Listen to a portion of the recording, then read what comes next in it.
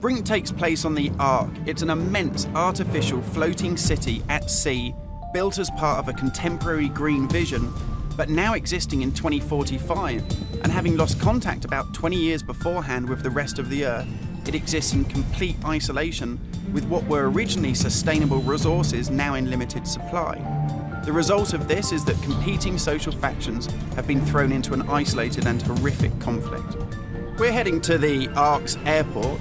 This was the original location that celebrities flew in and out of and had their photo opportunities, but it's also, because it's being deserted and disused for 20 years, the ideal location for me to show you a couple of the game's features in the absence of any enemies.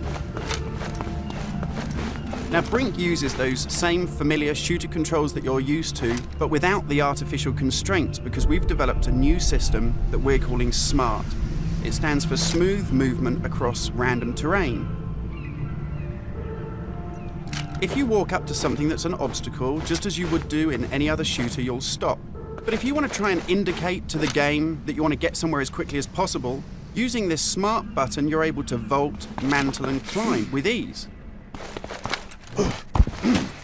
And this is a cool system for helping you navigate through the game, but it's not an autopilot. You don't enter a canned animation that you can't get out of. It's great for advanced players too. If you're approaching an obstacle, like a security sensor, and you want to make it through that obstacle without perhaps alerting the enemy to your presence, you could just look up, and you'll mantle up and over that automatically. And by the same token, if you use your same SMART button just running towards something and looking down, you'll indicate to the game that you're able to slide under something. And this is really important because in Brink, we want you to be able to make tactical decisions about where you go and how you play. It's not a rail shooter where you're on a kind of minecart witnessing canned cinematics. And that's important too, because in Brink, irrespective of whether you play offline or online, you can create a cool identity for yourself that really reflects how you want to play the game. So in Brink, you take on a combat role that suits your preferred playing style, whether you're on the front line attacking the enemy or perhaps at the rear doing support. You'll take part in military objectives as part of a coordinated squad.